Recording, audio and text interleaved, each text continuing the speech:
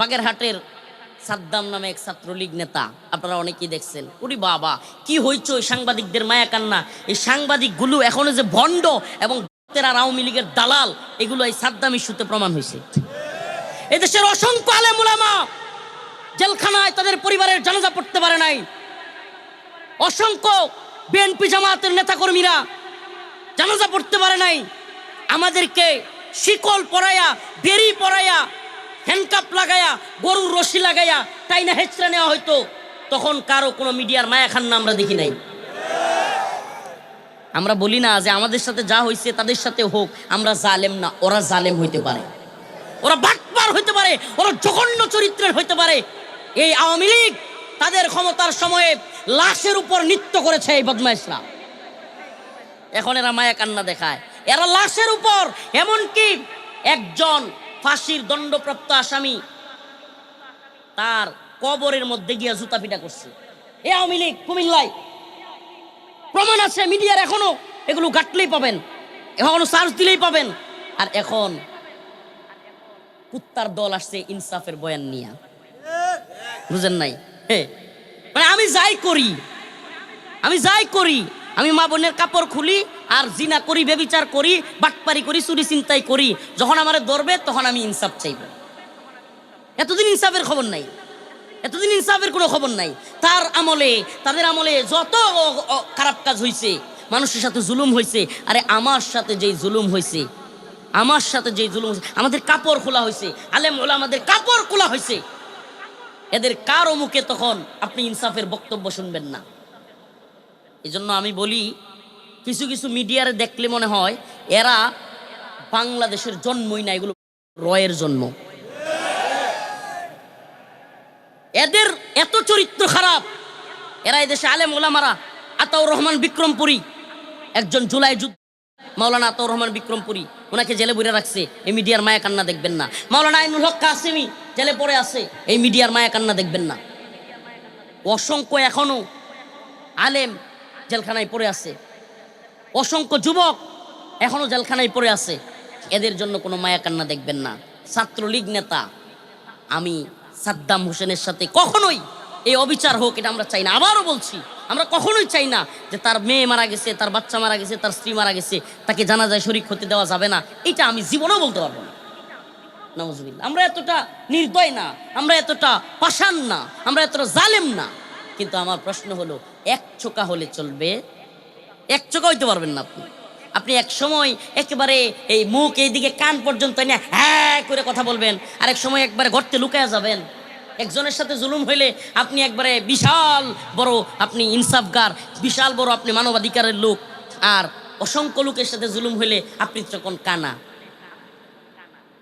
এই একটা হিন্দু পরিবারে বেড়াইতে গেছে একজন মুসলিম মহিলা, মানিকগঞ্জের ঘটনা। হিন্দু পরিবারের সাথে অনেকে সম্পর্ক থাকে না, ব্যবসা করে কিংবা গার্মেন্টসে চাকরি করে। ওই মানিকগঞ্জে ওই হিন্দু বাড়িতে মুসলিম মহিলাটাকে তার স্বামীর সামনে সঙ্গবদ্ধ হিন্দুরা। কয়জন জানেন? এদেশের মিডিয়ার মায়া কান্না দেখছেন আপনারা? দেখেন নাই, শুনেনি নাই। আর একটু পর পর আপডেট।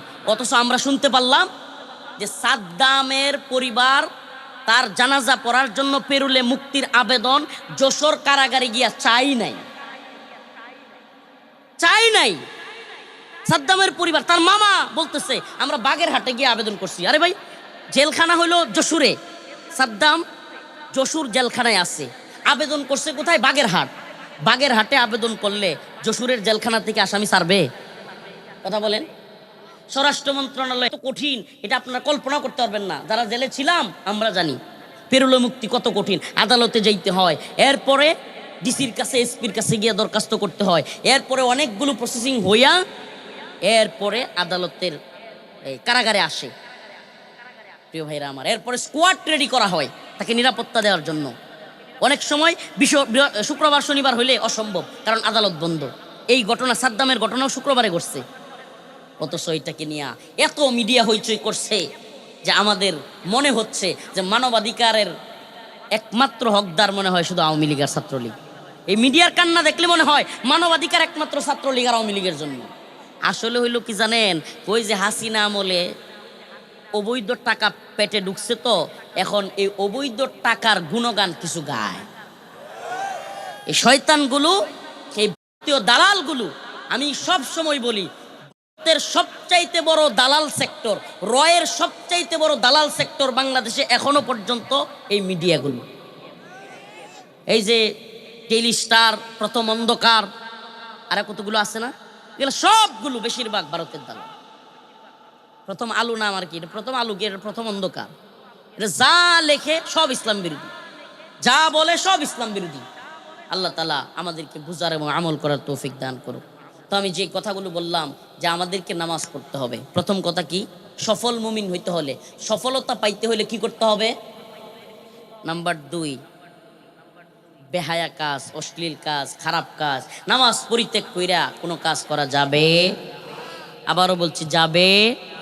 আমি আবারও বলছি, ফরজ ত্যাগ যদি না হয় গুটি খেলেন, ফরজ ত্যাগ যদি না হয় আপনি খেলাধুলা করেন, সমস্যা নাই। কিন্তু ফরজ ত্যাগ করে খেলাধুলা, কিংবা পর্দা মেনটেন না করে খেলাধুলা, কিংবা জুয়া খেলা, কিংবা মানুষের ক্ষতি হয়, মানুষ আঘাতপ্রাপ্ত হয়, মানুষ মারা যায়, এই ধরনের খেলাধুলা করা যাবে?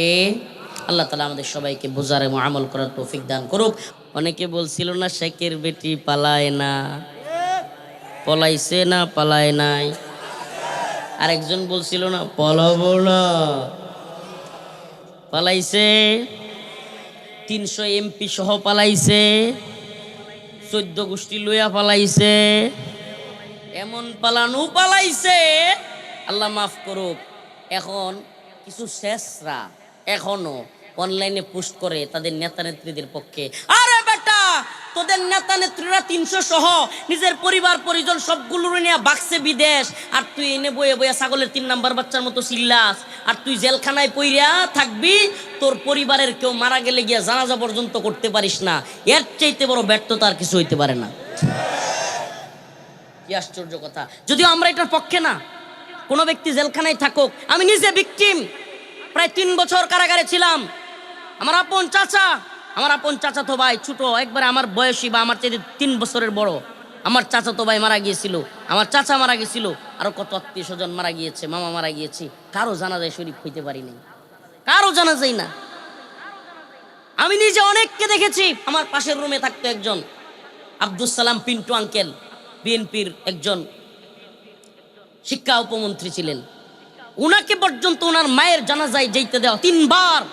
এই লোক মুরব্বী মানুষ কান্না করছে জেল গেটে গিয়া। এরপরে অনেকের আমি নিজের চোখে এবং নিজের কানে আমি নিজে দেখে শুনে বলছি, কারাগারে নিয়ে অসংখ্য লাশ দেখানো হয়েছে। এখনো পর্যন্ত এই আওয়ামী আমলে অসংখ্য মানুষকে কারাগারে মুক্তি না দিয়া জানাজার পরে লাশ কাশিমপুরে নিয়ে দেখায়া তারপরে আনতে হয়েছে। এটা প্রথমবার হয় নাই, এই ঘটনা আওয়ামী আমল থেকে শুরু। যদিও আমরা এটাকে কখনোই সাপোর্ট করি না। অসম্ভব, একটা মানুষ যত বড় অপরাধী হোক, তার মা কিংবা তার পরিবারের কেউ মারা গেলে তাকে জানাজা পড়তে দেওয়া উচিত। জুলুম আমরা চাই না। ফুলবাড়িয়া কেন, সারা বাংলাদেশেও যদি ওয়াজ বন্ধ করে দেয়, আওয়ামী লীগ করে নাই? কথা কই না? আওয়ামী লীগ করছে না? এলেই কি আমরা থামছি? হাসিনার ডরে আমরা কথা কওয়া বন্ধ হয়ে গেলছি? তাইলে ফুলবাড়িয়ার মানুষের কথায় আমরা ওয়াজ বন্ধ হয়ে গেলবা? ফুলবাড়িয়া ওয়াজ না করলে করতাম না, সমস্যা কি? ফুলবাড়িয়ার মানুষের দাওয়াত না দিলে না দিব, কিন্তু ফুলবাড়িয়ার মানুষ যদি নামাজ পড়ে এতে করে আমার লাভ নাকি আপনাদের লাভ? ফুলবাড়িয়ার মানুষ যদি সভ্য হয় এতে আমার লাভ না আপনাদের লাভ? প্রিয় ভাইরা আমার, বন্ধুগণ আমার, প্রিয় ভাইরা আমার, বন্ধুগণ আমার, এক গুইয়া হবেন না, এক গুইয়া হবেন না। এক গুইয়া হইল হিন্দুরা। সনাতন ধর্মাবলম্বীদেরকে যখন দাওয়াত দেয়া হয়, একং ব্রহ্ম দ্বিতীয়ং নাস্তি নেহনা নাস্তি কিঞ্চন, যে তোমাদের পট উপনিষদে আছে যে একং ব্রহ্ম দ্বিতীয়ং নাস্তি নেহনা নাস্তি কিঞ্চন, তোমাদের গ্রন্থ বলি, তোমাদের বেদের মধ্যে, তোমাদের ঋগ্বেদ, যজুর্বেদ, অথর্ববেদ, সামবেদের মধ্যে আছে অর্ধং প্রব তব সংতি জহ সংবতী মুপাস্তে তবুও ইমতে তমুজ সম্ভুতারতা। তোমাদের এই যে শ্লোকগুলো, তোমাদের এই যে গ্রন্থের মধ্যে তোমাদের এই মন্ত্রগুলো, এগুলো তো কি বলে একটু বোঝার চেষ্টা করো। তোমাদের পট উপনিষদে আছে একং ব্রহ্ম দ্বিতীয়ং নাস্তি নেহনা নাস্তি কিঞ্চন, যে সৃষ্টিকর্তা একজন, ব্রহ্মা একজন, একং ব্রহ্মা দ্বিতীয়ং নাস্তি নেহনা নাস্তি কিঞ্চন, দ্বিতীয় কোনো ব্রহ্মা নাই। ব্রহ্মা মানে তাদের ভাষায় আল্লাহ, ব্রহ্মা মানে তাদের ভাষায় গড, ব্রহ্মা মানে তাদের ভাষায় ভগবান। যাই বলেন, এক আল্লাহ ছাড়া দ্বিতীয় নাস্তি, দ্বিতীয় কেউ নাই। নেহনা নাস্তি কিঞ্চন, নাই নাই নাই, কিঞ্চিত পরিমাণও নাই। এটা আমাদের কোরআনের কথা না, এটা স্বয়ং তাদের গ্রন্থের কথা। যদি প্রশ্ন করেন যে তোমাদের গ্রন্থে বলা হচ্ছে একজন ব্রহ্মা একজন প্রভু, তাহলে তোমরা ৩৩ কোটি দেবতার পূজা কেন করো? বলবেন, সাথে সাথে বলবে ভাই এটা তো আমরা জানি না, আমাদের ওই ঠাকুররা জানে, এটা সেটা, আমরা তো এটা বলতে পারবো না। এগুলো ঘোরাবে পেঁচাবে, আরও চাপ দিয়ে ধরবেন যে ঠিক আছে একজন ঠাকুর নিয়ে আসো, ওই ঠাকুরকে বলো, ঠাকুরকে বলো তোমাদের যে মূর্তি পূজা আছে, তোমাদের যে দুর্গা পূজা আছে, এই বিষয়গুলো প্রমাণ করতে পারবা? যে এই যে মূর্তি বানাইয়া পূজা করা, এটা তো কোত্থেকে আসবে? আচ্ছা আমরা যে নামাজ পড়ি, বলেন আমরা যে ৫ ওয়াক্ত নামাজ পড়ি, এটা কোরআন থেকে পাইছি না পাই নাই? হাদিস থেকে পাইছি না পাই নাই? আমাদের ধর্মের গ্রন্থের মধ্যে যদি না থাকে, এই কাজ যদি আমরা করি, তাইলে এটা ইবাদত হইব? কথা কইন যে ওই বলেন ফুতায় গেছেন নাকি? হিতলা হয়েছেন? হ্যাঁ, আমার ধর্মগ্রন্থে নাই, এটা যদি আমি ধর্মের নামে চালাই, এটাকেই বলে বিদআত। এটাকে বলে কি? কুসংস্কার। যে আর যেটা আমার ধর্মে নাই, কোরআন বলে নাই, সুন্নাই বলে নাই, রসুল বলে নাই, সেই জিনিসটা করার নাম হলো বিদআত। হিন্দু ধর্মের বিদআত কি জানেন? মূর্তি পূজা। কয় কি এটা কইলেন কি? প্রমাণ করে ছাড়বো, চ্যালেঞ্জ করলাম। আপনারাই প্রশ্ন করেন কোনো সনাতন ধর্মাবলম্বী কাউরে পাইলে যে দাদা আপনারা যে মূর্তি বানায় বানায় পূজা করেন, আমরা ছোট করতেছি না, তাদের ধর্মকে ছোট করা উদ্দেশ্য না, কিন্তু তাদের ধর্ম থেকে প্রমাণ দিব। অন্ধং তব প্রবসন্তি যেহ সংবতি মুপাস্তে তো তবুও ইবতে তমুজ সম্ভুতেরতা। তাদের ধর্মগ্রন্থের মধ্যে, বেদের মধ্যে আছে অন্ধং তব প্রবসন্তি যেহ সংবতি মুপাস্তে, যাহারা প্রকৃতির পূজা করিবে। কিসের পূজা? প্রকৃতি বুঝেন তো, চন্দ্র সূর্য এটা সেটা। প্রকৃতির পূজা যারা করিবে তাহারা নরকে যাইবে। ও মিয়া, এটা কোরআনের কথা না মিয়া, এটা বেদের কথা, তাদের ধর্মগ্রন্থের মন্ত্রের কথা। এরপরে কইতেছে ততুবুও ইবতে তমুজ সম্ভুতেরতা, আর যারা মূর্তি বানাইয়া পূজা করিবে তারা আরো ভয়ঙ্কর নরকে যাইবে। দেখেন, এটা আমাদের কোরআনের কথা না, তাদের ধর্মগ্রন্থের কথা। তাদের ধর্মগ্রন্থ যদি এটা বলে আর আমাদেরকে বলে হুজুর আমাদের ধর্মকে অপমান করছে, এটা বেয়াকুব। কার ধর্মগ্রন্থে যদি কথাটা থাকে তাইলে তো আমার কিছু করার নাই, আর যদি না থাকে তাইলে আমার দরুক। প্রিয় ভাইরা আমার, বন্ধুগণ আমার, যখন আমরা এইভাবে তাদেরকে দাওয়াত দেই, আমি কিন্তু আলহামদুলিল্লাহ, আল্লাহ মাফ করুক, আস্তাগফিরুল্লাহ, গুনাহগার মানুষ, দায়ী হিসেবে বান্দরবন, খাগড়াছড়ি, হ্যাঁ, তারপরে আপনার ওই 3 পার্বত্য জেলা খাগড়াছড়ি, বান্দরবন, রাঙামাটি, এই 3 পার্বত্য জেলায় দাওয়াতি মিশন নিয়ে গেছিলাম আমাদের শায়েখ মাহমুদুল হাসান গনবী হাফিজাহুল্লাহ, ওনাদের সাথে। হ্যাঁ, বা মাঝে মাঝে যাই আলহামদুলিল্লাহ বিভিন্ন জায়গায়। আমাদের এলাকারও একজন বক্তা আছে ওয়াসেক বিল্লাহ নোমানি সাহেব, ওনার সাথেও সনাতন ধর্মাবলম্বীদেরকে দাওয়াত দেওয়ার চেষ্টা করি। দাওয়াতটা তো শুধুমাত্র মুসলমানদেরকে দিলেই হবে না, কাফেরদেরকেও তো দিতে হবে। তো তাদেরকে যখন দাওয়াত দেই, এইভাবে পেঁচাইয়া ধরি আমরা, যে ভাই আমনের গ্রন্থের মধ্যে তো এটা আছে, সব পেঁচাইয়া ধরি। মাঝে মাঝে কোনো ঠাকুরে তাদের যেগুলো একটু বুঝমান জানে এগুলারে সহ ধরি। তখন কয় যে এই যে যেই কথাটা কয়, তখন বলে যে হুজুর আমাদের বাপ দাদা 14 গোষ্ঠী যুগ যুগ ধরে আমরা এডি করে আইতেছি, হ্যাঁ, এখন আমরা এগুলো কেমনে ছাড়বো? কথাটা বুঝুন, মিলতেছে? এই দরগায় যারা পূজা করে, এটা তো এতক্ষণ তো দুর্গা পূজার কথা কইলাম, আমাদের সমাজে কিছু আছে আবার দরগা পূজারী। দরগা পূজারী কেমন? এগুলো মাজার নামের ফালতু বন্ডামি কইরা ওখানে গিয়া কপাল লাগায়, বাবার পায়ে সিজদা দেয়, ওখানে বাবার পায়ে চুমু দেয়, এরপরে মেয়ে ছেলে একসাথে নাচানাচি করে, গাঁজা খায়, ইয়াবা খায়, ওখানে বাবার পায়ে সিজদা দিয়া বাবার কাছে বাচ্চা চায়। ওগুলো দুর্গা পূজারী, এরা হইল দরগা পূজারী। আবার গান কয় ভাইয়াল বাবা কেবলা কাবা আইনার কারিগর, আইনা বসাইয়া দে রে কলবের ভিতর। নাউজুবিল্লাহ। কোন দয়াল বাবা কি আইনার কলবের কারিগর হইতে পারবে? কলবের কারিগর কে? এই বাম দিকে কয় না কে, এরা কি বন্তি? কলবের কারিগর কে? এই জন্য আমি কই কি জানেন, এদের এই কথার বিপরীতে আমি একটা ছোট্ট একটা শ্লোক বলবো। দয়াল বাবা কেবলা কাবা আইনার কারিগর, ফেরেশতারা গুরজু মারবো কব্বরের ভিতর বাবারে। বন্ডামি, মহিলারা গিয়ে চুমা দেয়, নামাজ ওর না কিচ্ছু না, দাড়ি টুপি নাই, কিচ্ছু নাই, নামাজের খবর নাই, হ্যাঁ হয়ে গেছে বাবা। হুর বাবা, আমি নিজে এমনও বন্ডের মাজারে মাঝে মাঝে ঘুরতে যেতাম দেখার জন্য যারা কি করে, কারণ প্র্যাকটিক্যাল অভিজ্ঞতা ছাড়া তো বলা যাবে না। রমজান মাসে গেছি, আল্লাহকে সাক্ষী রেখে বলছি, এক বিন্দু পরিমাণ বাড়িয়ে বলছি না। রমাদান মাসে গিয়া এই সমস্ত বন্ডপীরদের মাজারে গিয়া দেখি রমজান মাস চলে আর তারা একটা ঘরের মধ্যে টানতেছে। বলেন আমাকে, এটা যদি পীর বাড়ি হয়, এটা যদি ওলিয়া উলিয়ার বাড়ি হয়, তাইলে শয়তানের বাড়ি কোনটা? রমজান মাসে যদি কেউ গাঁজা টানে, তাও কি সম্মিলিত ভাবে একত্রিত হইয়া একটা ঘরের ভিতরে, এটারেও যদি বাবা বলেন, এটারেও যদি পীর বলেন, তাইলে শয়তান কোনটা? হ্যাঁ, তাইলে মনে হইতেছে শয়তান এদেরকে দায়িত্ব দিয়া এখন অবসরে গেছে। কথা বলেন প্রিয় ভাইরা আমার, বন্ধুগণ আমার। এই সন্তান দিতে পারেন কে? এই পৃথিবীর কোন মানুষ সন্তান দিতে পারেন না। সন্তান চাইলে চাইতে হবে কার কাছে? সুবহানাল্লাহ। এই বিশ্বাসটা, আরে আমরা সরল মনা মুসলমান তো আমাদেরকে ভুলভাল বোঝানোর চেষ্টা করে, কই হুজুরদের ওয়াজ শুনেন না, এরা হলো ওলিয়া উলিয়ার বিরুদ্ধে, এরা হলো ওই যে ইয়ার জানেন না আলী রাদিয়াল্লাহু আনহু সন্তান রে হুসাইন রে তো ইয়াজিদে মারছিল, আরো কত কিছু কইয়া আমরা কয় ইয়াজিদের বংশধর। নাউজুবিল্লাহ। হ্যাঁ, নামাজ পড়ে না, রোজা রাখে না, হ্যাঁ নামাজ পড়ে না, রোজা রাখে না, গাঞ্জা খায়, হ্যাঁ মহিলার লোকে পর্দা করে না, হ্যাঁ হয়ে গেছে হুসাইনের বংশধর। আর আমি নামাজ পড়ি, মানুষরে বুঝাই, মানুষরে সব কিছু করি, এরপর আমি হয়ে গেছি ইয়াজিদের বংশধর। চিন্তা করছেন না? হ্যাঁ নামাজও পড়ে না, রোজাও রাখে না, হজ করে না, যাকাত দেয় না, গাঁজা খায়, খারাপ কাজ করে, সে হয়ে গেছে হুসাইন রাদিয়াল্লাহু আনহুর বংশধর। আর আমারে বানায় দেয়, আমরা নামাজ পড়ি, মানুষরে বুঝাই, নামাজের জন্য ডাকি, আলহামদুলিল্লাহ যতটুকু বাড়ি চেষ্টা করি, আর আমরা হয়ে গেছে জায়গা এজিদের বংশধর। এর চাইতে বড় ভণ্ডামি আর কিছু আছে? আছে তো। যেই কথা থেকে যে কথা বলছিলাম, ওরাও বলে সনাতন ধর্মীদেরকে চাইপা ধরলে, হুজুর বাপ দাদা কইরে আইছে, আমরা কেমনে সারমু।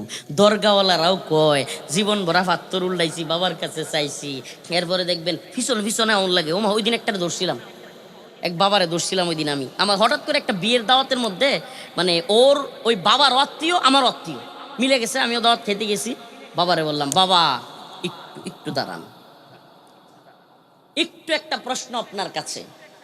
আপনার দরবারে, আপনার মাজারে গেলে, আপনাদের যারা পূর্বপুরুষ তাদের মাজারে গেলে, আপনাদের মাজারে ঢুইকা মানুষ সুজা ঢুকে, আমি জানি না আপনারা কোনোদিন এরকম মাজারে গেছেন কিনা। ওমা, এমনি এমনি বাড়িতে হয়।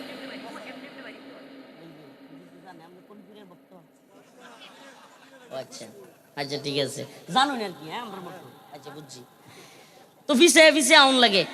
আমি প্রশ্ন করলাম যে আল্লাহর ঘর কাবার চাইতে, একটু প্রশ্নটা খেয়াল করবেন, আল্লাহর ঘর কাবার চাইতে আপনার বাবার মাজার কি উত্তম? এই বলেন মুসলমান, আল্লাহর ঘর কাবার চাইতে, বাইতুল্লাহর চাইতে এই বাবার কোন পীরের মাজার, যদিও এরা পীর নামের পীর, অনেকগুলো তো পীর, ভালো পীরও নেই, আছে আল্লাহর ওলি কিছু তো আছে, অবশ্যই আছে, কিন্তু যত বড় আল্লাহর ওলি হোক, আল্লাহর চাইতে, আল্লাহর ঘরের চাইতে উত্তম কেউ আছে? জীবনে কোনোদিন কোনো হাজি সাহেব, এই হাজি সাহেব কেউ আছেন এখানে? নাই নাকি? এই ফুলবাড়ির কেউ হজ করে না? মাশাআল্লাহ, একজন হুজুর আছে না? মাশাআল্লাহ। হাইরে হাইরি, হাজি সাহেবের আকাল পড়ছে রে। এই হাজার হাজার জনতার মধ্যে কমসে কম 50 জন হাজি সাহেব থাকা দরকার ছিল। আল্লাহ তাআলা আমাদের সবাইকে উমরা হজ পালন করার তৌফিক দান করুন। আচ্ছা, জীবনে কোনোদিন হাজি সাহেবরা জীবনে কোনোদিন বাইতুল্লাহ গিয়াও সুজা গিয়া পরে এমনি এমনি আসতে লাগছে? হ্যাঁ, তাইলে বাইতুল্লাহর চাইতে কি এই পীরের দরবার বেশি উত্তম হয়ে গেছে? এই মদিনায় গিয়া, মদিনায় রাসূলুল্লাহ সাল্লাল্লাহু আলাইহি ওয়াসাল্লামের রওজায় গিয়া কেউ কোনোদিন এভাবে উল্টা আসছে? রাসূলের রওজা মুবারকের চাইতে উত্তম হয়ে গেছে ওর বাবার মাজার? আশ্চর্য। এই মসজিদ কার ঘর? আল্লাহর ঘরে কেউ গিয়া তারপরে এইভাবে আসতে হইছে? চিন্তা করছেন এরা কোন পর্যায়ে নিয়ে গেছে? শিরিকের পর্যায়ে নিয়ে গেছে এরা। যে এদের বাবার দরবারে গিয়ে উল্টা আসতে হবে। সম্মানের নামে এরা শিরিক করছে। সম্মানের নামে কি করছে? কাউকে যদি আল্লাহর চাইতে আপনি বড় বানান, বাইতুল্লাহর চাইতে, কাবার চাইতে বড় বানান, এ শিরিক হবে না? ভাইরা আমার, বন্ধুগণ আমার, আমার তৃতীয় কথা, ওই দুর্গাওয়ালারাও বলে বাপ দাদা কইরে আইছে, দরগাওয়ালারাও বলে বাপ দাদা কইরে আইছে। কারণ আমনেরাও যদি কন আমাদের বাপ দাদারা কইরে আইছে, আমরা কেমনে সারি? কথা কিন্তু একই হয়ে গেল। আপনাদেরকে বলার পিছনে উদ্দেশ্য কি? আপনাদেরকে বোঝানোর পিছনে উদ্দেশ্য কি? প্রিয় ভাইরা আমার, অন্ততপক্ষে আপনাদের অন্তরে এই সচেতনতাটা তৈরি করা যে আরে এতগুলো মানুষ, হাজার হাজার জনতা যদি এইভাবে একত্রে নামাজ পরিত্যাগ করে, তাইলে আল্লাহর আযাব আসার জন্য এর চাইতে আর বড় কিছু লাগে না। হাজার হাজার মানুষ মিলে যদি একজনের দিঘির মাছ নষ্ট করে, হাজার হাজার মানুষ মিলে যদি একজনের ক্ষেতের ফসল নষ্ট করে, হাজার হাজার মানুষ মিলে যদি মারামারি করে, অনেক সময় আমি শুনেছি, আমি জানি না আপনারা আমার সাথে একমত হবেন কিনা, মানুষ পারাপারি করে মারাও যায়। অনেক সময় বড় ধরনের আহত হয়। আমি নিজে ভিডিওতে দেখছি, ভিডিও বাস্তবে তো দেখছি, বাস্তবে তো কাছে যাওয়ার সুযোগ ছিল না, কিন্তু ভিডিওতেও দেখছি একটা আরেকটারে গওয়াইতেছে, ঠেলাইতেছে, কিছু কিছু চাকু দিয়েও গায়ে দেয় মাঝে মাঝে। প্রিয় ভাইরা আমার, বন্ধুগণ আমার, প্রিয় ভাইরা আমার, বন্ধুগণ আমার, এই যে সামাজিক টেবু কিংবা এই যে সামাজিক সম্মিলিত একটা ভুল কাজ, এটাকে যদি আমরা প্রমোট করি, আমরা যদি আপনাদেরকে বাহবা দেই, আমরা পারবো ভাই, কিন্তু আমরা এটা করতে পারি না। কারণ আল্লাহ পাক বলেছেন, ইন্নাল্লাযীনা ইয়াকতুমুনা মা আনজালনা মিনাল কিতাব ওয়া ইয়াশতারুনা বিহি সামানান কলিলা। যারা অল্প টাকার বিনিময়ে কিংবা যশ খ্যাতি কিংবা যে কোনো কিছুর বিনিময়ে আল্লাহ পাক জানাজিল করছে, তার সত্যকে গোপন করবে, উলাইকা ইয়ালআনুহুমুল্লাহ ওয়া ইয়ালআনুহুমুল লাঈনুন। সবাইকে সাক্ষী রেখে বলছি, আমার আল্লাহ বলতেছেন তার উপর আল্লাহর লানত আসবে। তাইলে আমার উপরে আল্লাহ না করুক, আস্তাগফিরুল্লাহ, আল্লাহ মাফ করুক, আলেমের উপরে যে জানে, ইন্নাল্লাযীনা ইয়াকতুমুনা, আল্লাহ বলছে যে জানে গোপন করে, যে জানে গোপন করে, তার উপর আল্লাহর লানত আসবে। আমাদের উপরে আল্লাহর লানত আসুক, এটা কি আপনি চান? তাইলে আমাকে যেহেতু জানি, আমি যেহেতু বুঝতেছি এই বিষয়টা এত বড় বিষয়, সেহেতু আমাকে বুঝাইতে হয়। ও মুসলমান ইমানদার, প্রিয় ফুলবাড়িয়ার মুসলমান, প্রিয় ভাই, ওই যে এক ওয়াক্ত নামাজ ছাড়লা তুমি, আরে তোমার রব পাঠাইছে, তোমার রব পাঠাইছে তোমার রবের ইবাদত করবার জন্য। আল্লাহ কোরআনে বলে দিয়েছেন, ওমা খলাকতুল জিন্না ওয়াল ইনসা ইল্লা লিয়াবুদুন। আমি মানুষকে সৃষ্টি করতাম না, আমি জিনকে সৃষ্টি করতাম না। আল্লাহ বলছে, ওমা খলাকতুল জিন্না ওয়াল ইনসা, আমি জিনকে সৃষ্টি করতাম না, আমি মানুষকে সৃষ্টি করতাম না, ইল্লা লিয়াবুদুন, শুধুমাত্র সৃষ্টি করেছি আমার ইবাদতের জন্য। আল্লাহ বলতেছেন, বাবা তুমি আনন্দ করো, বাবা তুমি বিনোদন করো, আমি নিষেধ করি না, কিন্তু তোমার বিনোদনের লিমিট হইতে হবে নামাজ পরিত্যাগ না করে। পারেন দেখি করেন। নামাজ পরিত্যাগ করতে পারবেন না, শরীর চর্চার জন্য সম্মিলিতভাবে ব্যায়াম হিসাবে শরীর চর্চার জন্য একটু খেলাধুলা করেন না, ঠিক আছে। দেখেন, আমরা কিন্তু আবার খেলাধুলার বিরুদ্ধে না বাবা, আমাদেরকে ভুল বুঝবেন না। শরীর চর্চা করেন, সম্মিলিতভাবে একত্রিত হবেন, খাওয়া দাওয়া করেন, কিন্তু নামাজ পরিত্যাগ কইরা আপনি খেলাধুলা করবেন সম্মিলিতভাবে। হাজার হাজার মানুষ লাইভ টেলিকাস্ট হবে, ভিডিও করবে, আর সবাই জানবে এই হাজার হাজার জনতা নামাজ পড়তেছে না, এই হাজার হাজার জনতা মানুষের ক্ষতি করতেছে। এটা ভাই আমি আপনাকে সাপোর্ট দিতে পারি না। প্রিয় যুবক ভাই, তোমরা যদি কষ্ট নাও, আমার কিছুই করার নাই। প্রিয় ভাইরা আমার, বাবারা আমার, প্রত্যেককে বলি, আল্লাহ বলছেন, ওয়াল্লাযীনা হুম আনিল লাগভি মুরিদুন। মুমিন লাগভি কাজ করে না। সফল মুমিন কি করে না? লাগভি কাজ করে না। উলামায়ে কেরাম এখানে উপস্থিত, লাগভি মানে অহেতুক, লাগভি মানে ওয়াল্লাযীনা হুম, সূরাতুল মুমিনুন, সূরার নাম বললাম।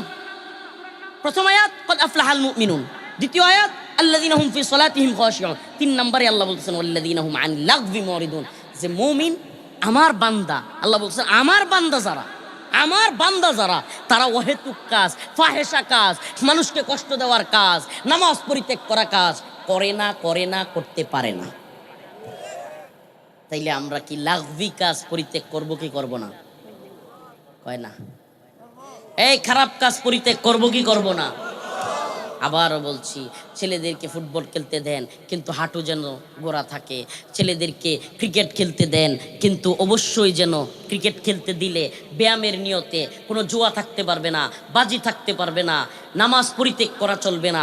এই শর্তে ব্যায়ামের জন্য খেলাধুলা করতে দেন, এতে তার শরীর ভালো থাকবে, মন ভালো থাকবে। আমরা সেটা চাই, আমরা সেটা বলি যে বিকেলবেলায় ছেলেফেলেরা একটু খেলাধুলা করুক, ছেলেবেলেরা খেলাধুলা করুক। এই বন্ড বাজে নেশা, ইয়াবা সেবন করা, মদ খাওয়া, গাঁজা খাওয়া, কিংবা এই মোবাইলের আসক্তি, অনলাইনে জুয়া, কিংবা বিভিন্ন খারাপ কাজ যেগুলো আছে, অবৈধ নারীর পিছনে ছুটা, মেলামেশা করা, এইগুলো থেকে যুব সমাজ ফিরে থাকুক, এটা আমাদেরও চাওয়া। কিন্তু চাওয়াটা কি? চাওয়াটা হলো একটা লিমিটের মধ্যে। কোরআন যেভাবে বলেছে আপনাকে আসরের নামাজ পড়তে হবে, তারপরে খেলাধুলা করতে হবে। আসরের আগে শুরু করলেও নামাজের সময় বিরতি দিতে হবে, তারপরে খেলতে হবে। অবশ্যই অবশ্যই হাঁটু, আপনার হাঁটু ফরজ। একটা পুরুষ মানুষের জন্য নাভি থেকে নিয়ে হাঁটু পর্যন্ত ফরজে আইন, তাকে অবশ্যই সেটা ঘুরে রাখতে হবে। সেটা যেন সে ঘুরে রাখে এবং সে যেন নামাজ পড়ে এবং সে যেন অন্য ভাইকে কষ্ট না দেয়। ফুটবল খেলতে গিয়া আরেক ভাইয়ের পায়ে জোরে লাত্তি মেরা নিজের বীর মনে করা, এর চাইতে বড় বন্ডামি আর কিছু হইতে পারে না।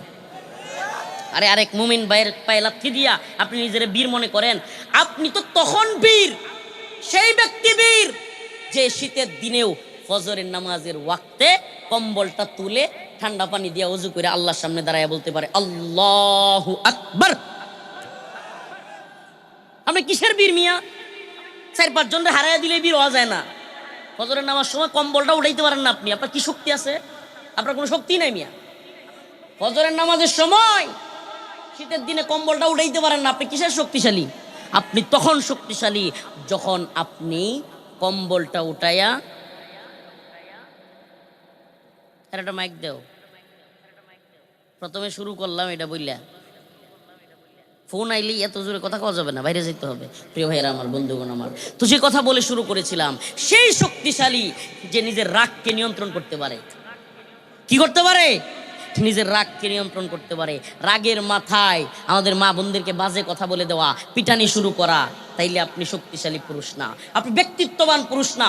ব্যক্তিত্ববান পুরুষ তো সে যে সমস্ত কুসংস্কার থেকে মুক্ত হইতে পারে। ব্যক্তিত্ববান পুরুষ সে যে দায়িত্ব নিয়া, আমি যুবকদেরকে বলি যারা নামাজ পড়ো, আমি মাদ্রাসার তালিবুল ইলমদেরকে বলি, স্রোতের সাথে গা বাইসা দিও না। জানি আমি আজকে ওয়াজ করলেও আগামী বছর গুটি গেলা বন্ধ হয়ে যাবে না, এটা আমি জানি। আপনারাও চাইলে কয়েকজনে মিলেই এটা পারবেন না, কিন্তু তখন নামাজ পরিত্যাগ করা বন্ধ হবে যখন আপনারা আমার মতো সম্মিলিতভাবে অন্য ভাইদের বুঝাইতে থাকবেন। এটা একটা দাওয়ার মিশন নেন না। এই মাদ্রাসার তালিবুল ইলমরা, হে যুবক ভাইরা যারা নামাজ পড়েন, মুরব্বীরা, বাবাজিরা, সবাই মিললে একটা প্ল্যান করেন, একটা বৃহৎ প্ল্যান করেন যে ইনশাল্লাহ আমরা আগামী বছর পর্যন্ত মানুষকে এক একজন করে বুঝাইতে থাকবো, হাতে ধরবো যে ভাই আসেন নামাজটা পড়ি, নামাজ বাদ দিয়ে এই খেলার মধ্যে না যায়। সুবহানাল্লাহ, সমাজের বেশিরভাগ মানুষ যখন নামাজি হয়ে যাবে, জীবনেও আসর মাগরিব এশার নামাজ পরিত্যাগ কইরা এই খেলা নামের ফালতু জিনিসের পিছনে ছুটবে না, ছুটবে না। চ্যালেঞ্জ করে বলতে পারি, ছুটবে না। যার অন্তরে বুঝ আসবে, মান তারাকা সালাতান ওয়াহিদান মুতাআম্মিদান ফাকাদ কাফারা। আল্লাহ রাসূল বলেছেন, যে ব্যক্তি ইচ্ছাকৃত এক ওয়াক্ত নামাজ পরিত্যাগ করবে, সেই ব্যক্তি কুফরি করলো, ঈমান থেকে ফারেক হয়ে গেল। এই অন্তরের মধ্যে যদি এই বুঝ থাকে যে ইচ্ছাকৃত এক ওয়াক্ত নামাজ পরিত্যাগ করলে আমার ঈমান চলে যাইতে পারে, হাই হাই কি ভয়ঙ্কর বিষয়! ইচ্ছাকৃত নামাজ পরিত্যাগ করা এক ভয়ঙ্কর বিষয়। ইমাম আহমদ ইবনে হাম্বল বলেন, ইচ্ছাকৃত নামাজ যে পরিত্যাগ করে তার জানাজা পড়া যাবে না। ইমাম আহমদ ইবনে হাম্বলের মত। যদিও আমাদের হানাফি মাযহাবে ইচ্ছাকৃত নামাজ পরিত্যাগ করলেও কাফের হয়ে যায় না আমাদের মাযহাবে, কিন্তু ইমাম আহমদ ইবনে হাম্বলের মাযহাব বলে যে সে ইচ্ছাকৃত নামাজ ছেড়ে দিয়া আল্লাহকে অপমান করছে, নাউজুবিল্লাহ, আল্লাহকে অপমান করছে, কুফর করছে সে। এটা আল্লাহর রাসূলের ঘোষণা, মান তারাকা সালাতান ওয়াহিদান মুতাআম্মিদান ফাকাদ কাফারা। প্রিয় ভাইরা আমার, বন্ধুগণ আমার, এজন্য আবারও বলছি, সাবধান সাবধান, নামাজ পরিত্যাগ করবেন না। আবারও বলছি, লাগভি কাজে, ফাহেসা কাজে, মেয়ে ছেলে একসাথে নাচানাচি, খেলাখেলি, ঠেলাঠেলি, এগুলো করবেন না। আবারও বলছি, কোনো বন্ডের মাজারে গিয়া পাথর উল্টাবেন না, কোনো বন্ডের মাজারে গিয়া সন্তান চাইবেন না, চাইবেন আল্লাহর কাছে। পৃথিবীতে যারা আল্লাহর কাছে চাইতে পারে তারা সফল হইতে পারে। আল্লাহর কাছে না চাইয়া যত ক্ষমতাসীন হও, যত দাম্ভিকতার অহংকার দেখাও, লাভ হবে।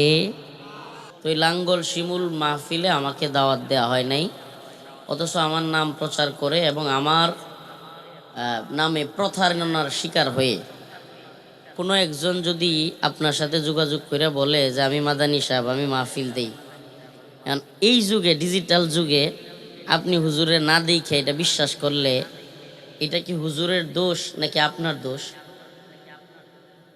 আমার কথা মনে হয় বুঝেন নাই।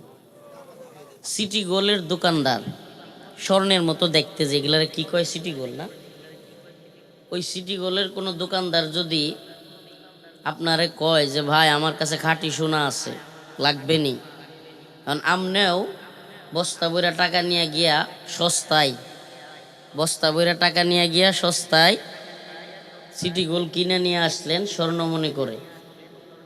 এখন পরবর্তীতে দেখলেন যে সিটি গোল্ডের যে দোকানদার ও হাওয়া উদা হয়ে গেছে। এখন পাশেই ছিল স্বর্ণের দোকানদার, আর একটা দোকান ছিল কার? স্বর্ণের।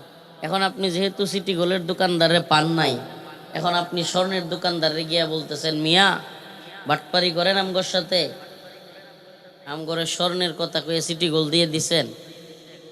এই লোকের তখন মানুষ পাগল বলবে না? যে তুমি প্রতারিত হইছ এক বাটপার প্রতারকের কাছ থেকে, স্বর্ণের নামে তুমি সিটি গোল্ড কিনলা, এখন তুমি স্বর্ণের দোকানদারকে কেন ধরতেছ? সেইমভাবে কোনো ব্যক্তি যদি ফোন কইরা কিংবা ফেসবুকে আইডি খুইলা রফিকুল ইসলাম মাদানির পরিচয় দেয় এবং বলে যে আমি রফিকুল ইসলাম মাদানি হুজুরের শিডিউল দিচ্ছি, এই ওনার এই যে মোবাইলওয়ালা, ওনার একটা মাইক দেন, আপনার একটা মাইক লাগবো। আমরা আসলে কি জানেন, আমরা অনেক ক্ষেত্রে আদব জানি না। মাহফিলে আইসাও অনেকে আছে কি ফোনে কথা, তুই কই আসছিস রে, কই কই এদিকে আয়, আমি তো এনো অমুক কোনাথ, মানে হ্যাঁ মনে হইতেছে হুজুরের স্যার এক মাইক তার দেয়। ভাইরে এটা তো আদবের খেলাফ। এই ছোট ছোট আদবগুলো যদি আমরা না রক্ষা করি, এই জন্য আউট কান্ট্রিগুলোতে কিংবা যাদের রুচি আছে তারা প্রোগ্রাম করার ক্ষেত্রে স্টেজে সভাপতি সাহেবের চেয়ার আর বক্তার চেয়ার ছাড়া আর কারো চেয়ার দেয় না, কিংবা পিছনেও কারো বইতে দেয় না, স্টেজে সামনে শুধু তাদেরকে রাখে। তো এগুলো আস্তে আস্তে আমাদের শিখতে হবে। আমরা ময়মনসিংহে মানুষ, আমরা একটু একটু যদি ভালার দিকে না যাই, মানুষের ক্ষেত টেত ভেঙ্গে গুড়ি খেলাই ইত্যাদি করি, এরপরে হইলো রাত নাই দিন নাই, খেলতে খেলতে নামাজের খবর নাই, এক কথার তো আরেক কথার দিকে যাইতেছে। কইয়ালবা মাই সব কথাই কইয়াম, আমি আবার এমন হুজুর যেটাতে মানুষ মন খারাপ করবো এটা চিন্তা করে কথা কই না। মানে হাসিনা মন খারাপ করলো না মুদি মন খারাপ করলো,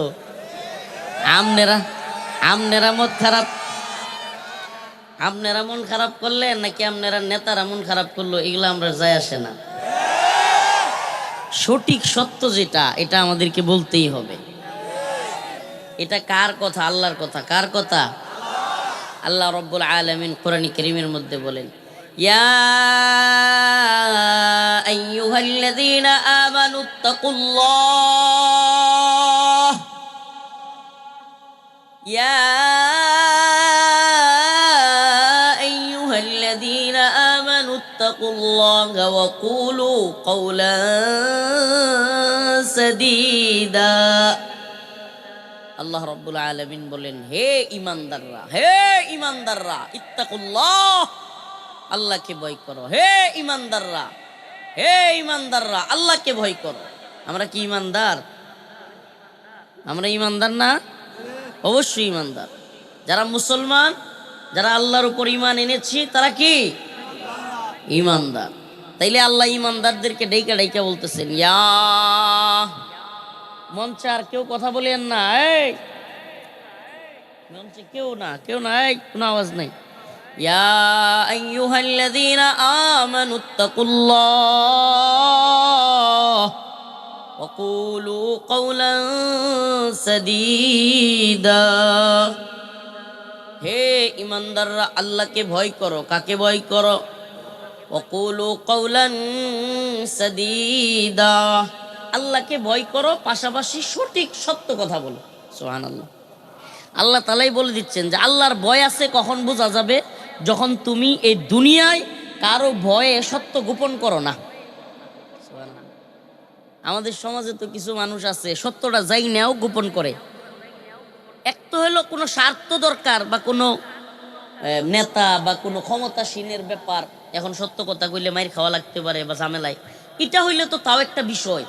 হুদায় সত্য কথা কইতে চায় না, সত্য সাক্ষ্য দিতে চায় না, হ্যাঁ সব যাই না না ভাই এটা তো কিছু দিই নাই, ওরা আড়ালে আড়ালে গিয়া কয় আমি তো এটা সব জানি, মানে এই এত বড় মাতাব্বর এসব জানে, আড়ালে গিয়া সব জানি, সামনাসামনি কইতে রাজি না, মানে এইটা আরেক ধরনের শয়তানি। আল্লাহ বলছেন যে তুমি পারলে সামনাসামনি বলো, আড়ালে সমালোচনা না কইরা, গীবত না কইরা, কারো যদি তুমি নসিহা দিতে চাও, তাকে সংশোধন করতে চাও, এটা সামনাসামনি বলো। এই জন্য আপনারা ফুলবাড়িয়াতে এই ফুলবাড়িয়ার কথাটি কই, কথা কই না কে? এখন ফুলবাড়িয়ায় যদি পঞ্চগড়ের ওয়াজ করি, কাদিয়ানিরা কাফের, কাদিয়ানিরা এই সেই, কাদিয়ানিরা হইল পঞ্চগড়, আর ফুলবাড়িয়ায় ওয়াজ করি, লাভ কথা নিইব। আর যদি গুড়ি গেলার ওয়াজ গিয়া পঞ্চগড় করি, লাভ আছে কোনো? বুঝবোই না এটা গুড়ি কি, এটা খায় না মাথার দেয়, এটা কি এই পঞ্চগড়ের লোকেরা বুঝবো? প্রিয় ভাইরা আমার, এই জন্য আপনারা এলাকার ওয়াজ আপনারা এলাকাতে থুয়ে যাওয়া লাগবে। ওয়াজের প্রথম ধাপ কি? এই যে লাঙ্গল শিমুল, এরা আজ পর্যন্ত দেখেন কষ্ট লাগে, আমি কথাগুলো আর বলতাম না, কিন্তু এরা এতটাই নির্লজ্জ, এই দুই হুজুর আজকে আলেম হইয়া আল্লাহ মাফ করুক, আমি কখনো এটা করি না, এরা এতটাই নির্লজ্জ। একজন হলো ত্রিশালের মৌলবী, নাম হইল আতিকুর রহমান নোমানি, এই মৌলবী এবং আপনাদের এই অঞ্চলের হাত পাকার প্রার্থী ইব্রাহিম খলিল, ও এই অঞ্চলের না, ইব্রাহিম খলিল, ও আচ্ছা আচ্ছা সরি। তো এই দুইজন আমার নামে ইচ্ছা মতো প্রপাগান্ডা, ইচ্ছা মতো প্রতারক, বাটপার, আরো যা মন চায়, মানে হৃদয়টা ক্ষত বিক্ষত করে ফেলছে। কাছের মানুষে যদি বা স্বগোত্রের মানুষ যদি আপনারা আঘাত করে, দূরের মানুষের আঘাতের চাইতে কিন্তু কষ্ট লাগে। ঢাকায় আপনারা একবারটা যদি রাস্তাতে যাইতেছেন ধাক্কাও মারে কিংবা দুইটা ঘুষি মারে, আপনার যতটুকু কষ্ট না আসবে, নিজের এলাকায় বাজারের সামনে যদি কেউ আপনারা ধাক্কা মারে, তখন কলজাটা কি হইব? মনটা বিশাল খারাপ হইতো না? কথা কইন যে, কথা বুঝুন, কথা কইন না কে, কথা কইন যে। তো এই যে অবস্থাটা, স্বজাতীয় ভাই আলেম মানুষ দাওয়াত না দিয়া আমার যে মিথ্যা প্রপাগান্ডাটা করলো, এটার বিচার এক তো আমি আল্লাহর কাছে দিলাম আর আপনার কাছে দিলাম। আমি এই যে ফুলবাড়ি আয়া কইতাছি যে আমার লগে তারা ন্যূনতম যোগাযোগ করে নাই, এই কথাগুলো ত্রিশালেও বলছি, এখানেও বলতেছি। কেন বলতেছি? আপনারা হয়তো লাইভগুলো দেখছেন, শুনেন, সাদা কাপড় যদি দাগ লাগে, সাদা কাপড়ে দূর থেকে কিন্তু দেখা যায়, সাদা কাপড়ে দাগ লাগলে দূর থেকে আপনি দেখবেন। আমরা যে ওয়াজ মাহফিল করি, মানুষের বুঝাই, নামাজের কথা কই, রোজার কথা কই, মানুষের সুদ ঘুষের বিরুদ্ধে কথা কই, কিংবা মানুষরে মদ গাজার বিরুদ্ধে কই, মানুষরে যে বুঝাই যে খারাপ কাজ কইরেন না, নামাজ পড়েন, আল্লাহর রাস্তায় চলেন, আল্লাহর পথে চলেন, এগুলা সারাটা জীবন পার করে দিতেছি। নামাজ, রোজা, ফজ, এইগুলোর কথা মানুষরে বুঝাইতে গিয়া মানুষ যেন সমাজে কারো উপরে মাথায় বাড়ি না দেয়, কারো খারাপ কোনো কিছু না করে, জুলুম না করে, এগুলা বুঝাই যে সারাটা জীবন পার করতেছি। তারপরেও দেখবেন না যে মানুষ স্বতঃস্ফূর্তভাবে কোনো হুজুরের সুনাম করতেছে একজন আর একজনের লাগে, খুব কম। কারণ আমাদের সমাজের মানুষ নেগেটিভটা খুব পছন্দ করে, নাউজুবিল্লাহ। একটু খারাপ কিছু পাইলে হে এই হুজুর না অত বড় বড় ওয়াজ করে, দেখছ গাড়ি নষ্ট হওয়ার কথা কয়ে ওঠে, হ্যাঁ খুব মজা লাগে, হ্যাঁ মজা পাইছে সে, বাটপার বান্দর করতেছে, হ্যাঁ কিন্তু খুব মজা পাইছে সে, কি খুব মজা পাইছে। কেন? কারণ সে রফিকুল ইসলাম মাদানী সাহেবকে দেখতে পারে না। আরে ভাই তুই যদি আমার দেখতে নাও পারস, দুনিয়ার সবাই তো সবাই দেখতে পারবে, বিষয়টা এমন না। আমারে তুমি দেখতে নাই পারো, কিন্তু সত্য কিনা আগে যাচাই করা দরকার না? আচ্ছা কোন না, সুবহানাল্লাহ, অনেক কিছু নিয়েন না। মানে আমরা কি টিয়া বৈশার এতই ঘাটতি পড়ছে যে গাড়ি নষ্ট হয়ে গেছে কইয়া মাহফিল কর্তৃপক্ষ টাইতে 15,000 টিয়া নুন লাগবো। এতই অভাবে পড়ে গেছি যে গাড়ি নষ্ট হয়েছে কইয়া 15,000 টিয়া না হইলে গাড়ি চলতো না। এত থার্ড ক্লাস মার্কা লোক যদি হইতাম, এই হাজার হাজার জনতা, এই এত মা বোন, এত লক্ষ লক্ষ মানুষ আমাদেরকে ভালোবাসতো, এই জেলে যাওয়ার পরেও এত মানুষ দোয়া করত, কথা বুঝেন নাই? এই থার্ড ক্লাস কার মার্কা লোকদের কাজ এটা, থার্ড ক্লাসও না, মানে এটা কোনো সিরিয়াল ছাড়া লোক যে কইব যে মাহফিলও আইতাছি, মাহফিল কমিটিরে ফোন দিয়ে কইব আমার গাড়ি নষ্ট হয়ে গেছে, আরো টিয়া বানাই। এই কথা তো একটা মানে থার্ড ক্লাসও না, এর কোনো সিরিয়াল নাই। এই ধরনের কাজ আমাদের সাথে লাগাইয়া দিয়া আমাদেরকে কেউ যদি প্রতারক কয়, তাইলে এটা আমাদের উপর জুলুম করা হয়েছে না? কথা বলেন, জুলুম করা হয়েছে না? এই জন্য শেষ, আমার এই কথা শেষ এখানেই। আপনাদের কাছে ছাইরা দিলাম যে আপনারা যাইনা রাখেন লাঙ্গল শিমুল, এই মাদ্রাসায় আমাদেরকে দাওয়াত দেয়া হয় নাই, ন্যূনতম আমাদের সাথে যোগাযোগ করা হয় নাই। অনলাইনে কে বা কারা যোগাযোগ করছে ওনাদের সাথে, ওনারা প্রতারিত হয়েছে কিনা, না ওনারা নিজেরাই প্রতারক চক্রের সাথে জড়িত, এটা আল্লাহই জানে। আল্লাহ তাআলা তাদেরকে হেদায়েত দান করুক, বলেন আমিন। কইবেন হুজুর ওয়াজ মাহফিলে এতক্ষণ পর্যন্ত এই বিষয়গুলো বললেন, কেন বললাম জানেন? আপনারা আমার এই অঞ্চলের মানুষজন, আপনাদের কাছে আমার জানাইতে হয়, যে আপনাদের কাছে বলতে হয়, নাইলে কি বলবেন যে হুজুর, কেউ কেউ কিন্তু মাথার মধ্যে থাকতে পারে যে হুজুর কিছুদিন আগে একটা মাহফিলও আসার কথা বইলেও আসেন নাই, বিষয়টা কি? এই জন্য আমি আপনাদের কাছে জানাইলাম। তো আমি সূরাতুল মুমিনুনের 4 থেকে 5টা আয়াতে কারিমা তিলাওয়াত করেছি, কোরআনের সূরাতুল মুমিনুন। আল্লাহ তাআলা বলেন, قد أفلح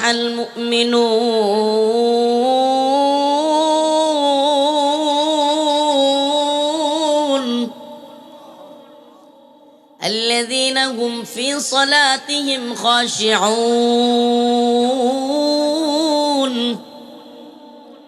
والذين هم عن اللغو معرضون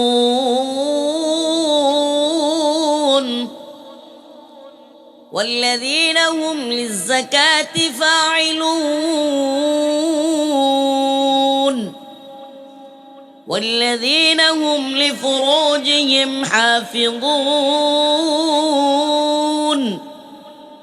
إلا على أزواجهم أو ما ملكت أيمانهم فإنهم غير ملومين فمن ابتغى وراء ذلك فأولئك هم العادون।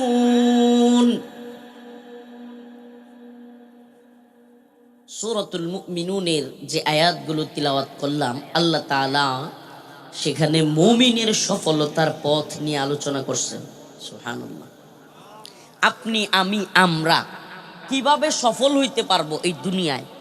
সবাই কিন্তু, এই দুনিয়ার কোনো এমন মানুষ নাই, এমন কোনো পার্সন নাই যে সফল হইতে চায়, এমন কোনো মানুষ আপনি পাবেন না, এমন কোনো মানুষ পাবেন না। নেতা, নেত্রী, বক্তা, মুফতি, শেখুল হাদিস, কিংবা যে কোনো বুদ্ধিজীবী, কলামিস্ট, উকিল, দিনমজুর, খেটে খাওয়া মানুষ, রিক্সা চালক, পৃথিবীর সকল সেক্টরের মানুষ চায় যে আমি যেন সফল হইতে পারি। সকল বাবারাই চায় তার ছেলে যেন সফল সন্তান হয়। সব মানুষ আমরা সফলতা খুঁজি। সফলতা কি? এইটা আবার একটু ভিন্ন। এটা ব্যক্তিকেন্দ্রিক, চেঞ্জ হয়। কারো কাছে এই দেওকোলা 100 কাঠা জমির মালিক হওয়া সফলতা, কারো কাছে ফুলবাড়িয়া শহরে একটু জায়গার মালিক হওয়া সফলতা, কারো কাছে ফুলবাড়িয়া সদরে একটা বিশাল বড় বাড়ি করতে পারা সফলতা, কারো কাছে এমাহা, এফজেড যুবকদের, কারো কারো কাছে রয়্যাল এনফিল্ড কিংবা অ্যাপাচি বা বিভিন্ন মডেলের গাড়ি কিনা সফলতা। কারো কারো কাছে দামি ব্র্যান্ডের আইফোন কিংবা আরও যে দামি ফোন আছে, ফোন কিনা সফলতা। সে আইফোন কিনে, আইফোনের পিছনে যে অ্যাপল নাকি একটা থাকে, ওটা এমনি দেখা দেখা যায়, এটারে সে মনে করতেছে সে সফল। এই ডিজিটাল কিংবা গ্লোবালাইজেশনের এই জামানায় কেউ কেউ মনে করে তার ফেসবুকে 1 লাখ ফলোয়ার থাকলে কিংবা ইউটিউব চ্যানেলে 1 লাখ সাবস্ক্রাইবার থাকলে সে সফল। হ্যাঁ, মানে সফলতার মানদণ্ডটা আবার কারো কারো কাছে ভিন্ন, এক একজনের কাছে এক এক রকম। কারো কারো কাছে সুন্দরী কোনো নারী বিয়ে করতে পারা এটাও একটা সফলতা। কোনো কোনো বাবার কাছে, চাচার কাছে নিজের 4-5টা পোলাপান আছে, সেরাইন আছে, 1-2টারে বিদেশে পাঠাইয়া দিতে পারার নাম সফলতা। আমার কথা বুঝতেছেন? কথা বুঝতেছেন না? আবার কারো কারো কাছে মানুষের জমি জামা ভাঙ্গিয়া, তারপরে গেরের মাছ টাছ, দিঘির মাছ টাছ উল্টাইয়া সুল্টাইয়া দিন রাত এক কানো কইরা নামাজ রোজা না বাদ দিয়া, নামাজের খবর নাই, কোনো কিছুর খবর নাই, একজনের গুতাইয়া গাওয়াইয়া চিমরাইয়া ওই গুড়ি নিজে ঘর এলাকায় নিয়ে যাওয়া সফলতা। এটা সফলতার ক্যারেক্টারটা। কেউ কেউ নিজেকে ডাক্তার হইলে সফলতা। দেখেন, আমি কেন বারবার বলতেছি জানেন? আমি আজকের যে আলোচ্য বিষয় নিছি না, এখানে আল্লাহ তাআলা একটা আয়াত বলছেন, উলামায়ে কেরাম এখানে আছেন, একটা আয়াতের মধ্যে আল্লাহ বলছেন আল্লাযীনা হুম আনিল লাগবি মুরিদুন।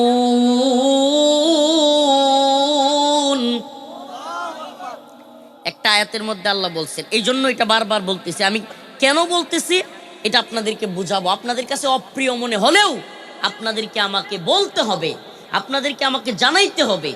ইতিহাস ঐতিহ্যের নামে যদি জাতিকে কোনো ভুল মেসেজ দেওয়া হয়, ইতিহাস ঐতিহ্যের নামে যদি ভুল কাজকে প্রমোট করা হয়, ইতিহাস ঐতিহ্যের নামে যদি দ্বীনের বিরুদ্ধে কোনো কাজ করা হয়, তাইলে সেই কাজকে আমরা আলেম হইয়া, আমরা দায়ী হইয়া প্রমোট করতে পারি?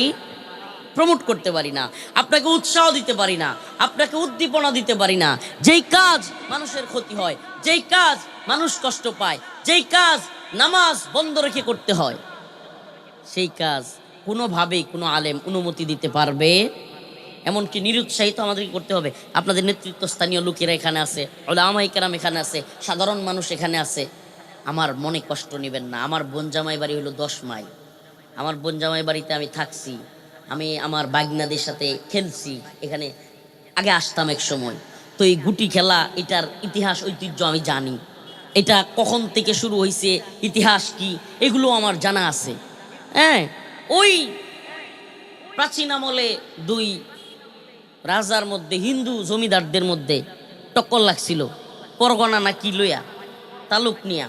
পরে 2 পক্ষ ইয়া করছে যে এটা জমির মাপ জোপ কেমনে মাপ হইব, তো এই মাপ কেমনে হবে, কি সিস্টেমে হবে, এটা নিয়ে মতবিরোধ। পরে 2 দলে মিল্লা খেলা একটা দিছে, গুড়ি, পিতলের একটা গুড়ি দিয়া, যে তাই না যে দিকে নিয়ে যেতে পারবে তার বিজয়ী হবে, তার মতটাই অগ্রগণ্য হবে, গ্রহণযোগ্য হবে। ভাইরা আমার, মনে কষ্ট নিয়েন না। আমি আপনাদের ভাই, আপনি মুসলমান, আমি মুসলমান। আমারে আপনারা চিনেন ইউটিউব ফেসবুক দেখে কিংবা যে কোনোভাবে। আমরা আপনাদের বিরুদ্ধের কেউ না ভাই, আমরা আপনাদের ইতিহাস ঐতিহ্যের বিরুদ্ধের কেউ না বাবা। প্লিজ আমাদের কথা ভুল বুঝবেন না। একবার বলেন তো, যখন থেকে বিকেলে গুটি খেলা শুরু হয় তখন থেকে হাজার হাজার জনতা, এমনকি কখনো কখনো কোনো বছর প্রায় লাখো জনতা, এরা কেউ কি নামাজ পড়ার সুযোগ পায়? একটু একবার চিন্তা করেন তো। এই নেতাকর্মী যারা আছেন, আলেম ওলামা যারা আছেন, তাদের উদ্দেশ্যে বলছি, একবার চিন্তা করতেন তো। আসরের নামাজ আপনার চলে যাচ্ছে, আপনার মাগরিবের নামাজ চলে যাচ্ছে, ইশার নামাজ চলে যাচ্ছে, এমনকি অনেক সময় টানাটানি করতে করতে আমি যতদূর জানি ফজরের নামাজও চলে যায়, একদিন চলে যায়, এমন হয়েছে। আচ্ছা আমাকে বলেন, যে খেলায় অংশগ্রহণ করলে, যেখানে গেলে দীর্ঘ সময় 2, 3, 4 ওয়াক্ত নামাজ চলে যায়, ওই খেলা ইসলামে কোনোভাবে বৈধতা দিতে পারবে? একটু মন থেকে চিন্তা করবেন, আমার দিকে ক্ষুব্ধ হয়ে যায় না যে হুজুর আমগর এই এত আয়োজন এত আনন্দ, আমরা হুজুর খালি এক সাইডই দেখলো, আমরা সবাই মিলে যে একত্রিত হই, গরু জবাই করি, খাই, সবাই মিলে একত্রে থাকি, হুজুর এই আনন্দগুলোর কথা চিন্তা করলো না। অনেক মেহমানরা দূর দূরান্ত থেকে আসে, আমরা তাদেরকে আপ্যায়ন করি, অনেক ভালো বিষয় যে আছে, হুজুর এগুলা বুঝলো না। দেখেন আমি তো আগেও বলছি আমার বোনের বাড়ি, আপনারা যেমন জানেন আমিও জানি, আমি জানি এই কিছু কিছু কাজ এরকম আছে যে আপনারা একত্রিত হন, খাওয়া দাওয়া হয়, গরু জবাই হয়, অনেক আনন্দ হয়, কিন্তু আমার একটা কষ্টের কথাও আছে। আমার আমার এই কথাগুলো আমার না, আমার আল্লাহর। আমার আল্লাহ বলছেন কদ আফলাহাল মুমিনুন,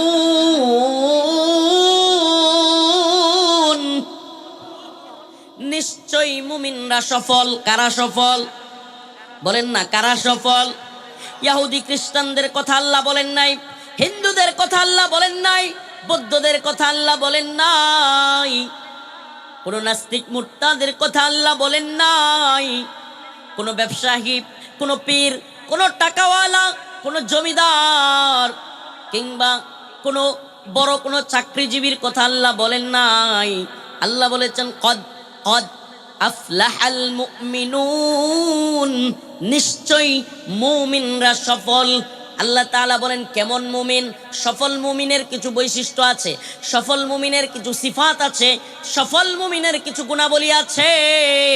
ওই গুণাবলীগুলো, ওই সিফাতগুলো, ওই বৈশিষ্ট্যগুলো আল্লাহ রাব্বুল আলামিন কোরআন কারীমের মধ্যে বর্ণনা করতে গিয়া বলেন আল্লাযীনা হুম ফি সালাতিহিম খাশিউন।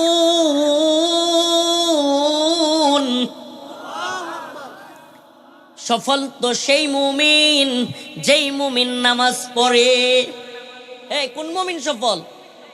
ফুলবাড়িয়া দেওকলার মুসলমান, একবার আমার সাথে সাথে বলতে হবে কোন মুমিনরা সফল।